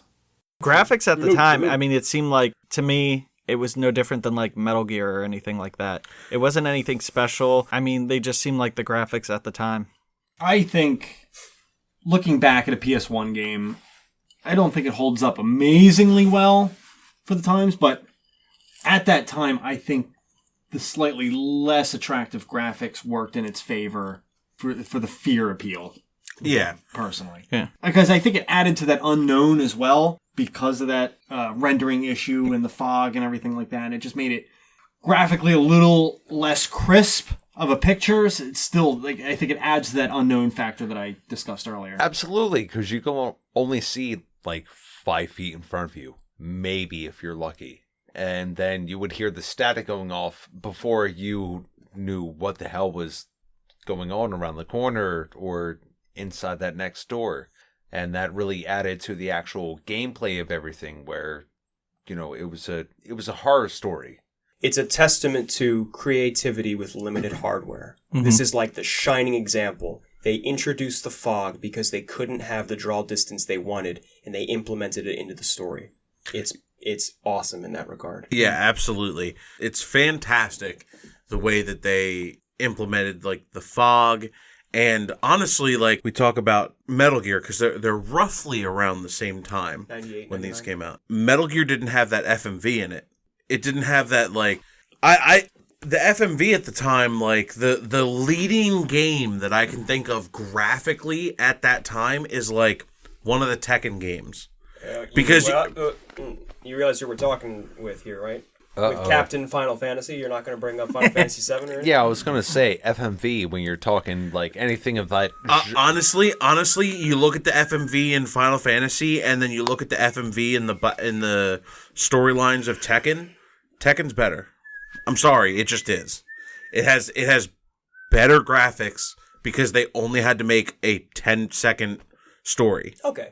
It is. I'm sorry. Like, the effects are better. They're more crisp. For a full-fledged game that had, you know, this only has maybe, 5 segments that have, like, the FMV? Yeah, there's not too many. Yeah, it's like the very beginning, and then when you meet each character, there's a little something. Right. Those scenes are really great. Metal Gear doesn't have that. I think the graphics are pretty good. And also, even, like, looking back on it now, where it's like the dulled faces and none of the enemies have faces, that's actually pretty fucking creepy. Like, Adds to it, yeah. Yeah, it adds to it. If anything, it adds to the wow factor of this game. Not just Silent Hill specifically, but that PlayStation era. I miss getting that reward of an FMV. I thought there was... I know maybe that dates myself or anything, but I just like... No. I think with games today, it's just so fluid, flowing from gameplay to like a storyline segment, that there's no like jump in quality almost. Oh yeah, It gave you something to work towards. Exactly. I thought it was just such a payoff whenever you got to one of these cutscenes. It was just amazing. Like boom, we're ready to start the next segment hell yeah. of the game. That is a great fucking point. Like, nail on the fucking coffin for that. Like, Nail on the Kaufman. Now on the more like Lisa on the Kaufman. Why? Leave Kaufman alone. No, for real though. If you really wow. No, but if you think about it seriously, all the games at that time, we were all playing these games for a payoff of like 10 seconds of like real nice graphics. which at the time really made it worth it. Oh yeah, fuck Let's yeah. be honest. I was just referencing Tekken. Like, Tekken, you play an entire storyline just to get a 10-second, like, ridiculous fucking over-the-top fucking FMV. King did something that's great. He has a cat head, and I can see him in more... He's a vivid- luchador, damn it! Yes. Okay, sure. He's a fucking cat He's the head. king He's a giant luchador. kitty. He's a big pussy. He's a leopard. Leopard pussy. Leopard pussy. Leopard pussy. Title of the episode. Meow, motherfucker. I will say, so just real quick, I'll blow through this. Love the design of the game. I like the atmosphere. Like, exploring the first part of the town before you start heading to the school, like, just getting situated with the town. I always, like, I know I've played it, like, 7 or 8 times, but I always enjoy that first segment, just running around, gathering up items around the town. Just exploring it. And there's not really much anything to do. That just gets me settled in for the game. That type of intro where you're like, hey, you're in a spot. It's like your first real taste of quote-unquote open world RPG. A little bit. But where you can it's just... a very closed world. It's like... It is, but cliff. you can still, like, explore a little bit and go, it's like, oh, I found this, I found that. Oh, there's an actual storyline that's happening right now. It probably doesn't need to be said, but the game does feel different based on where you are. Like, if you're in an environment, you're clearly in that environment with a fixed camera. Whereas when you're out on the main plains and the roads and streets of Silent Hill, it almost feels sort of like an open world game, and then it goes into like a Resident Evil fixed camera kind of a thing. Yeah. How many times have we said Resident Evil tonight? Well, I mean, they were 8. competing with that directly, so Yeah. I think it's a valid argument to compare the two. Sure, they were, but to bring up a point that Clark made for the last episode, the Metal Gear one, there's no, it's a full 3D game. The fact that Silent Hill it does not have pre-rendered backgrounds, and it's all 3D, I think is a testament to what it achieved. Yeah. It's a step above Resident Evil in that regard. Yeah, and I think when you're comparing that, Resident Evil went the action route, Silent Hill went the horror route. Sure, sure. And I think, I'm glad they didn't... Well, no, wait, hold on. Resident Evil's not really action, though. No, the last 3 have been. Well, yes, the last 3 have been, but I guess you would say the first 2 or 3. As you were developing the franchise long term. But I still think, comparing like Resident Evil 1 to Silent Hill 1, Silent Hill focused on the horror aspect. And I think Resident Evil focused on the action. When I think of Resident Evil, I think of hoarding ammo. I think of avoiding the enemies. I think of trying to... resource management, more or less. Resource management, right. Like, I don't think of it as fancy. That action-y. Fucking inventory I know what management. you're trying to say. I actually started... Yeah, right? You can pick up as many items as you want. Silent Hill. Love that. Yeah. I started to play this game sort of like I played Resident Evil, where it was like, okay, I'm going to hoard my ammo and use them sparingly because I never know when I'm going to be out. I don't know when I'm going to find ammo again. And I ended up being at the end of the game and having a surplus of ammo because I expected there to be a shortage. And the shortage wasn't there as much as it is in Resident Evil. Yeah. No, I ended up killing the boss, the final boss, I had 47 hunting rifle ammo. I didn't use it. Yeah. I literally only ever equipped the hunting rifle to kill the boss. Something fun you should know, if you go into that final boss without any ammo, you win. Automatic win. You're kidding. You don't fight the boss. What, like Pokemon? If you don't equip a Pokemon, you win every You battle. have no ammo to get off shots at the boss because you can't get close with a melee weapon. Is that dependent on what boss you fight at the end of the game? No. There are there's 2 different variations of the final boss, depending... Now, the ending you saw, you had the Aglophidus that you uncovered with Kaufman. You know how he threw it? Yeah. And it burst out wings? So if he's dead, he can't exactly. throw it. So it turns into a flying final boss if you throw the vial. Right. If you don't, I think it's something that walks it's on like the ground. it's Alessa.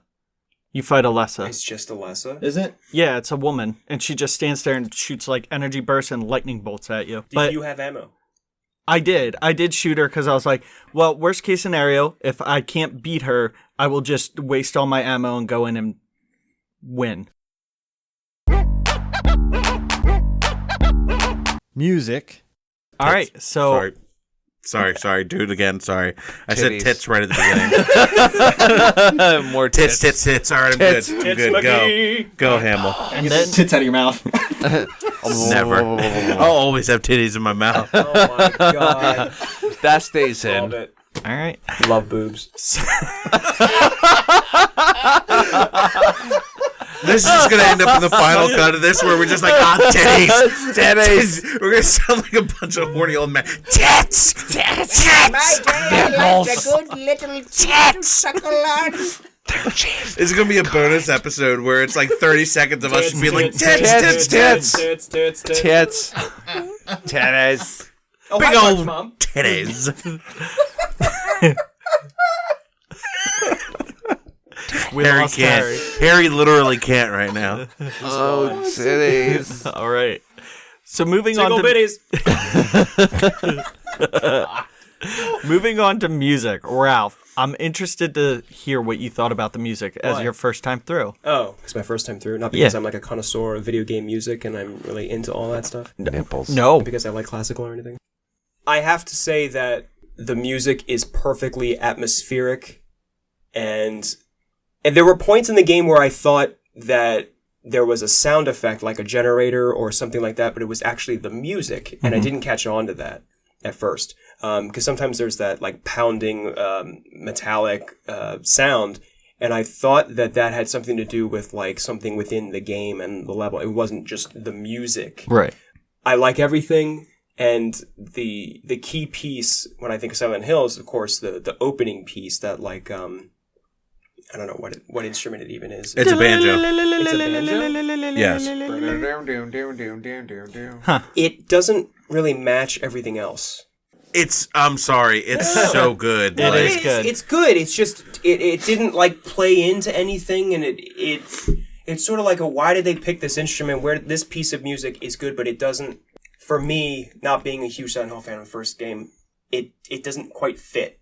Okay. And I don't know why. I feel that way. Gotcha. Well, similar to that music, though, the ending credits music, I would almost say falls in that same category. Yeah. Like you have intro piece, outro piece, and then nothing similar again, like in the entirety of the game. It's like the ends to this book, more or less. Gotcha. And the slow moving atmospheric music in the game, that's some of my favorite stuff. You know, not the harsh metallic or the get your blood pumping, like, you know, you have to rush to the end of the level kind of music. Like I like the slow, quiet stuff. Gotcha. Steve? Ralph likes it slow. That's all I really got out of this. I learned it from your mom. She Shots would fired. destroy you. shots I don't know what fired. that means. I did enjoy the music. I really thought it set the whole theme of what was going on. Although there wasn't a whole lot of music going on, but it helped to make the ambiance for the entire game. You trying to say the game was silent? So, Clark, what about music? I think the music's great. The ambient metallic sounds that you kind of think aren't the actual music. You think it's just the game trying to fuck with you is actually the music. It's fantastic. That intro theme, though, I love it. I've put it on CDs before. You go to Centralia with a boombox and just... Yes, and just walk around blaring that music. It's just something about that like weird kind of like banjo quick play sound that I love. I love the music of this game. I love the music of this game almost a little more than Metal Gear, if I'm being completely honest. At least the first one. It gets better Blasphemy. later, but I Sacrifice the blasphemer! I really think the music at Silent Hill is amazing. Harry, what about you? So to build on your talk about the intro, what I think really adds to it and keeps it in the theme and spirit of the horror aspect of this game is, I don't know what the correct term is. Is it a phonograph or the old-timey record player? Monograph? Is that what is it? I think it's like a monograph. Or No, I think phonograph. That's the way you phonograph. do it. No, it might be With your phonograph. giant speaker and hear your all small that, like, record. even before the music kicks in, you hear the crackling like they just put on A record. or something like Yeah. that. Yeah. I think like just... Yeah. Yeah, you're welcome. But the crackliness, I think it just adds to the theme of the game, just like, and doesn't take away from it at all. It just really sets, like, as soon as you get past that first Konami menu, just right into what this game is all about. It pooped. Other than that, I maybe you guys disagree with me. I really like Lisa's song, like when she's dying, essentially, or turning into the creature or whatever. I don't know if you remember it. I don't know. I really like it's really sad melody that they're playing, and I think it just really adds to that scene where like the blood is just dripping down her face. And she's smiling. It's such a weird... Well, she was like panicking too. I don't know. It shock? and just like him, like he leaves the room and he's like barring the door as she's like trying to get out, and then just like this really depressing music is playing. I really think it goes back to that whole thing of where everyone involved in Silent Hill just wants it to be done. Lisa was like happy and sad that her sad that her life's ending, happy Lisa, that you're she's so done. sexy. Happy that she's done in Silent Hill. I'd be okay with that sweet release if I had to live in Silent Hill. Especially in the Nightmare world. I like the pieces that were building on the story, and I think the music that was like chains and bangs and everything just really added to that part of the game. Even besides the monsters, I think the really intense music is what really got my nerves like jumping. Like it just like terrified. Like there were areas in the school. There's that one hallway on the right hand side. I don't care what floor you were on. I think it always played where you're in that corridor of the building. But just like this banging drum music, I rushed through that hallway every single time. It's fucking creepy. Just to turn off that music. Oh, near the generator room. I don't remember the music per se, but there's the moth battle music. It had a very 80s sound to it. And then, like I said, the ending music I thought was also pretty solid. It's almost a missed opportunity. It doesn't have like a John Carpenter feel to it. Is any of you guys fans of John Carpenter's movies? The Thing. The Thing. The Thing, Love it. The Fog, Escape from New York. Escape Big from New Trouble, York, Little yes. Child. And I would agree. The music, atmospheric, awesome, all that. The one thing that I really went to make a point about was they would use the music, like they would silence the music at some points when there were enemies, just letting them fuck with you. And then there's other parts, like when you go and open that room with the cat that jumps out.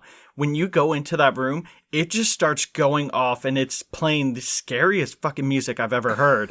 And then there's nothing in there. And then when you open it and the cat runs out, it just goes quiet. And it's just like they were pumping you up like there's bad shit gonna happen. Get ready for this. And then there's a cat. And I was like, you got me, you shitheads. That was good. And then you would be in the sewers, like running along, and you would just hear the sounds of your feet and there would be enemies all over. I just thought it was interesting how they used the music, scare you when there was nothing there, and to just be silent to let you scare yourself during monster battles and all that. They really use the music as a tactic, and it's incredible.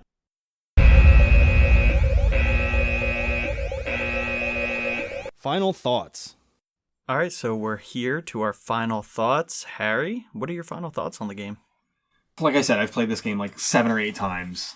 It is one of my personal favorite, like as far as franchises go, I think it's one of my top 3 favorite franchises.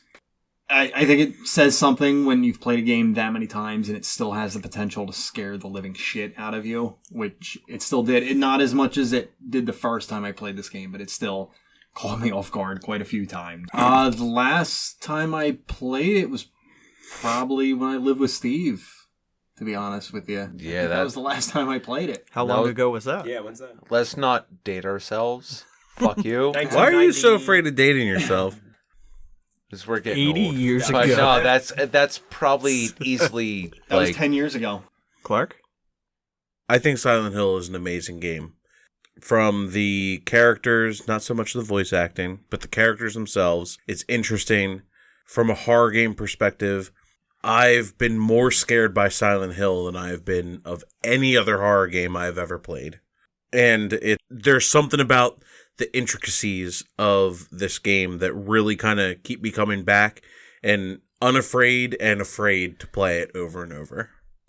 Steve? this was really my first game that I ever had where it's a horror genre. And this is the one that I base every other game that totes itself as being horror. And nothing really compares to it. This is the one that really sticks out in my mind is when was I most scared playing certain games. Something that I can kind of put close to is like Parasite Eve, where there's that little bit of like unknown, but it cannot touch Silent Hill at all, in my mind anyway. Ralph? Well, for me, I thoroughly enjoyed the game. I really like many aspects of it, but I wouldn't say it's in my top 5 games ever. This is the first time that I've played this franchise. I'll probably try the other games. So it's definitely an introduction for me that I'm going to explore, but it's not like all the way up there for me. I think it's good. I enjoyed it. Like I said, as much as you can enjoy a game where you're constantly running from weird creatures and under the threat of death. I understand why it has such a following now. I understand why it was so revered and spawned this franchise through playing it. But for me, I enjoyed it. It wasn't 10 out of 10 or anything. Cool. Hamill? Well... Third person son of a bitch. I do appreciate Silent Hill. I think I love this franchise itself more than the first game. The first game, I know that's where it starts, and Harry and I always have this debate where the second one is superior, no matter what he says. I love how the first one has the iconic fog, things like that, but I still think the second one's where it's at. And the first one, had they made more along those lines, I probably would have stopped. Whereas the story in the second one and all the iconic stuff like Pyramid Head, what the nurses look like, pretty much everything Silent Hill is based on is in the second one. So give that a go. The first one, give or take, but it's the first one is pretty decent. Like Ralph said, not top 5 games or anything, but I'm not going to throw it to No Man's Sky. It's not the bottom of the barrel. Oh God, no! That's not, nothing really deserves that. No. Other than No Man's Sky.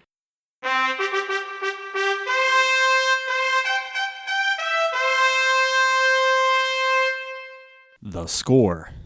All right, so last but not least, the score. We're going to start with Steve on this one. Steve, how would you score this? I would give this an A. I really would, because I really think it sets a foundation for the type of game that it is, and that's something that should be appreciated for, what it really has to give for everything that came after it. Ralph? I'm going to give it an 89% out of 100. Okay. Clark? Again, going with my arbitrary thing, I'm going to give it 3 nurses out of 4 pyramid heads, because I also kind of agree that the second one is a little bit better. I like the game. There's better that franchise has to offer, and it's probably number 2. So So it's poop. Number 2 is poop. I'll send that off to Harry. No, I love this game, but no, I'm not going to give it like a perfect score or anything. I do think there are some serious flaws with the game, but I think I'm going to rank it. Them.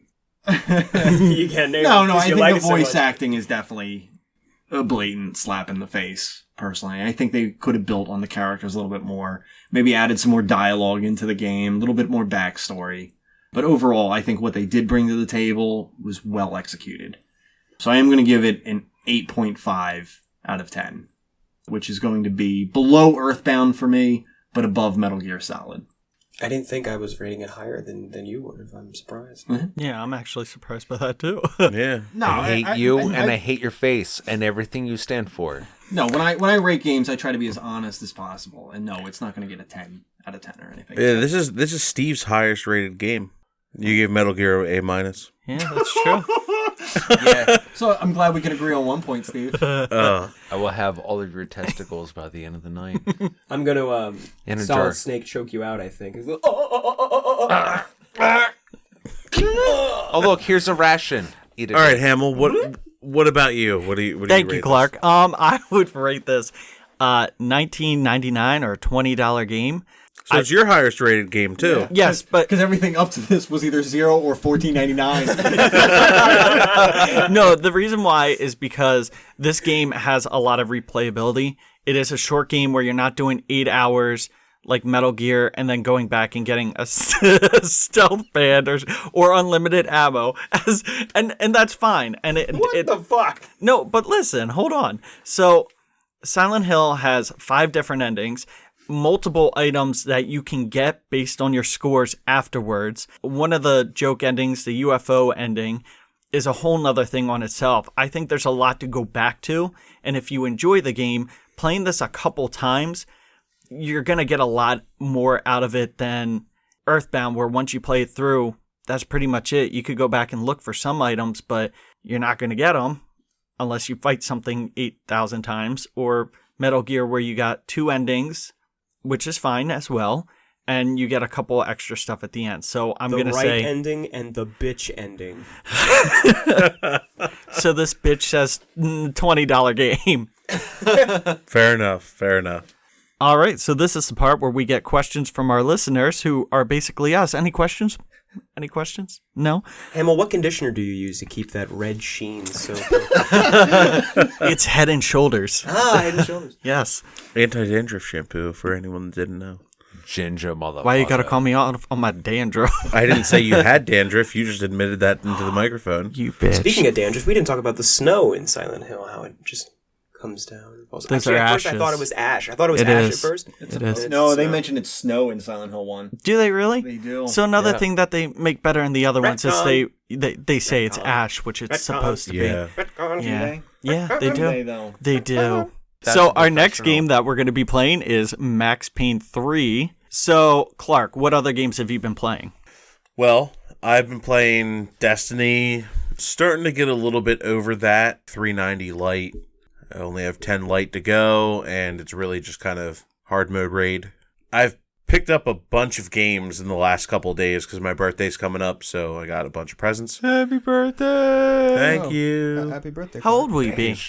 I'll be 30. Thanks, Hamill. Old. Son of a bitch. But I have a party. I was playing some Titanfall 2, and that has been really fun. Really? I was not expecting it to be that fun. I played the tech test for it about a month ago. The amount of polish that they put into it in the last month or two since that beta has been impressive. I've been really, really enjoying it. What about you, Steve? Well, a lot of Silent Hill in build up to this, and actually with breaking out the PlayStation from the last game from Metal Gear, I actually started playing some Spyro the Dragon. Nice. I don't care what you think. It's a fun game. If you don't like it, eat a dick. If you like it, well, there's less dicks for you to eat. Ralph? Fun fact, we actually almost made it through an entire podcast without us telling one of our listeners to go fuck themselves. Or eat a dick. So eat a dick, fun fact, and fuck you. Go ahead, Ralph. It all comes together. Guys, I haven't played anything but Silent Hill since the last one. I really haven't touched anything else. Feel comfortable. Well, you haven't touched anything else, don't lie to us. I touched your old lady. No, I'm kidding. It's two mom Wait, jokes hold on. tonight. Did you say That's my touched an job. old lady or your old lady? That's very important to this. My name's Gretel. I love when Ralph comes around town. I don't care what you guys say about Gertrude. She's a nice lady. No, I'm just kidding. She's wrinkly, but she's He nice. does so many impressions of people from the 20s. Takes me back to my childhood. I used to be the whore. No, I still am. Hey. Shelby, if you're hearing this, you know I jest. He lies. Oh, hey, Gertrude. So much editing. This awkward silence brought to you by... Ralph Gertrude. Stefano Incorporated. No, actually, Gertrude is Shelby's car. It's an old Buick. So it's Dusty? You're fucking a car. It's not the years, it's the mileage. That tailpipe. Yeah, how much mileage you get on that, Ralph? No, really, I haven't played anything but Silent Hill. Okay. Harry? So I made a venture over to Hamill's house the other day, where he introduced me to the PlayStation VR. Cute. And we played a couple games, but one that really stood out is he made me play the kitchen demo. From Resident Evil 7. Is it from Resident Evil 7? Yes, it is. Scared the living shit out of me. That But- was the first thing he introduced Hamill, me I to. hope he had a mop. Did it There's a feel thing like to clean Resident it off. Evil? It was too short to be Resident Evil. I played the demo non-VR, and I really don't think it's Resident Evil. It felt almost a little bit of The Ring, personally. Like, that bitch was scary. I was sweating bullets by the end of this demo. I actually felt like I was immersed into this world. So eventually a horse goes under a boat and then it's just chopped up. I don't think I knew that you got PlayStation VR. Hamill, what have you been playing? Well, because I got the VR, I've been playing a lot of shit.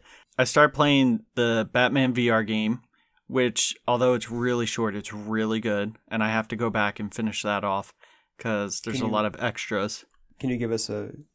Synopsis? The story, without giving too much away, it takes place between Arkham City and Arkham Knight. And there's if you haven't played Knight, then big spoilers, is Batman's infected with the Joker blood and is going to die. Oh, shit. And so in the game, you find that out, and this is after, by the way, the Joker dies, but Joker's still in it. You have to investigate a murder, and then it gets into Batman's personal side and why it leads into why Batman is really scared to have Robin and Nightwing. Jesus Christ. Robin. Nightfall. Robin. Somebody's also been playing Destiny. Robin and Nightwing, he doesn't want them to interfere in Night because of this. So it gives a little backstory, and it's awesome. I was shocked, and it's a really short game, so it's something you can go and play over and over. And each time you play, you can look for different stuff. And right now I'm doing Riddler challenges. What, like 5 hours? Like 2 hours? 20 minutes? How long is it? The story itself, once you get the controls down, it's a 20-minute game. Even if, like, first playthrough, I was done in an hour. Also played Tethered. I got to get back into that. Vev, which is I tried Until Dawn, Rush of Blood. Not impressed yet. I'm only on the 3rd level, so maybe it'll pick up. Harry, have you played Until Dawn? Yeah. Oh, That was yeah. actually the game I was almost going to suggest tonight, too. Yeah. No, that was really good. Wait, so there was an expansion on it? No, it's almost like it's a rail shooter. So you're like at a carnival and they bring in It's a some VR game. things. Yeah, it's a VR game. Gotcha.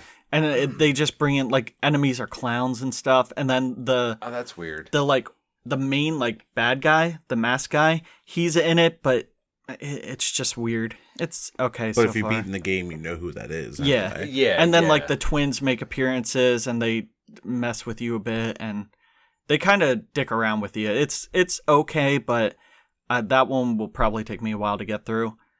I played a lot of Star Ocean today, Faithlessness and Integrity, Destiny. Being a And- stay-at-home dad has its benefit. No, and most of this I play when the kids go to sleep. Gotcha. Yeah, so So I give them drugs to go to sleep all the time. Here's a Benadryl. and then the VR demo. Oh, VR Playroom. We played a bunch of that.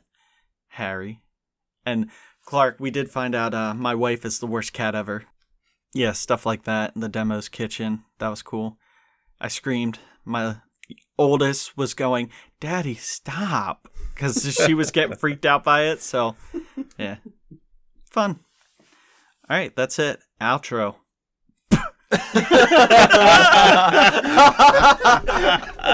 That's terrible. We really need to work on an outro. Yeah. All right, so that is going to be it for Silent Hill with Super Fun Game Review Podcast. Go! And we'll see you next time with Mad Max 3. Nope. That's what I was. Max Payne 3. Max Payne. I knew as soon as I said that. Beyond Max Payne 3. Thunderdome. Beyond Thunderdome. Game over. Game over. Game over. Game over. Game over.